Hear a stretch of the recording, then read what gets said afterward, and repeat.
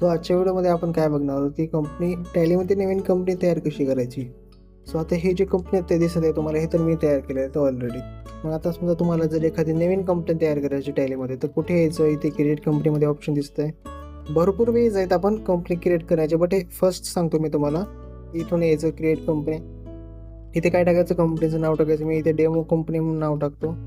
तुम्ही तुमचे जे काही कंपनी आहे त्याचं नाव टाकायचं. इथे मेलिंग नेममध्ये सुद्धा तेच येणार ऑटोमॅटिकली.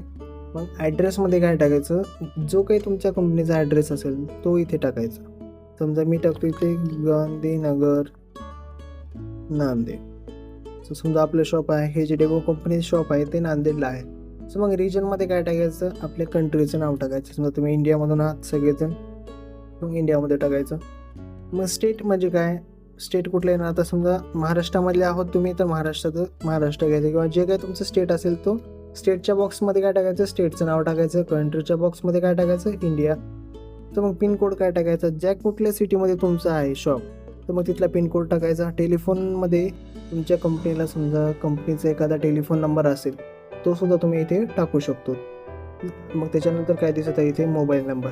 समजा तुम्हाला बिलावरती मोबाईल नंबर दाखवायचा आहे, किंवा मोबाईल नंबर पाहिजे तुम्हाला बिलावरती, सो तुम्ही इथे मोबाईल नंबरसुद्धा टाकू शकतो. इथे फॅक्ससुद्धा टाकू शकतो तुम्ही. इथे समजा मेल आय डी आहे, तर तुम्ही इथे मेल आय डीसुद्धा टाकू शकतो.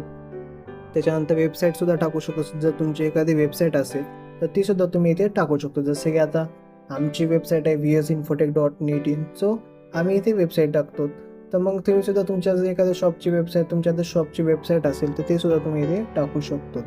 तर त्याच्यानंतर financial year beginning from, financial year कधी स्टार्ट होतो, 1 एप्रिलपासून स्टार्ट होतो आणि संपतो कधी, 31 मार्च.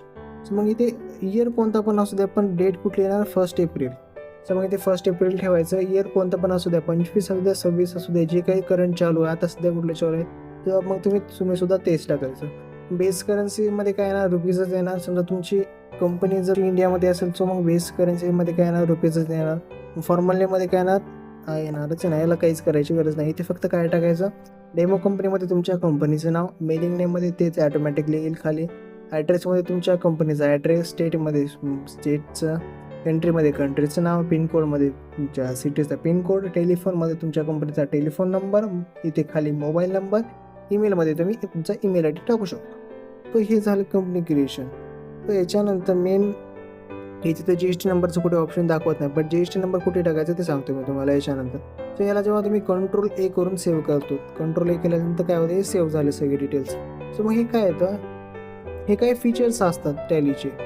टॅलीमध्ये तुमच्या कंपनीमध्ये हे काही फीचर्स असतात, ते मग तुम्हाला इथे याच्यामध्ये समजा तुम्हाला इथे GST नंबर टाकायचा मेन जो आहे आता इथे याच्यासाठी. तो GST नंबर मेन आहे, बट तुम्ही काय केलं, तिथे तर GST नंबर टाकायची कुठं फॅसिलिटी नव्हती.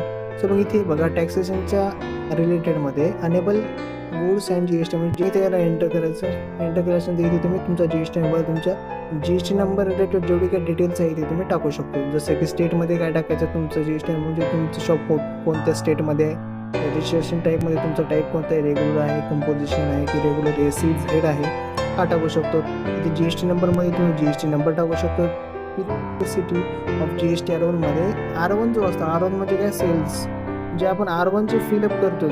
तर मग ते तुमचं मंथली आहे की क्वार्टरली आहे, हे तुम्हाला इथे फिलअप करावं लागतं. बाकी तुम्हाला इनवॉइसिंग असेल, तुमचा बिझनेस पास कुठे समोर असेल, तुमच्या बिझनेसला इनवॉइसिंग असेल तर तुम्ही याला येस करू शकता, नसेल तर नोच राहू द्या. त्याच्यानंतर EV बिल डिटेल्सला येस राहू द्या, कारण की महाराष्ट्रामध्ये 1 लाखाच्या वरती जर बिलाची अमाऊंट गेली तर तो EV बिल लागतं. बट इनवॉइसिंग गव्हर्नमेंटकडून जेव्हा ॲप्लिकेबल म्हणून नोटीस येईल तेव्हाच तुम्ही लागू करू शकतो.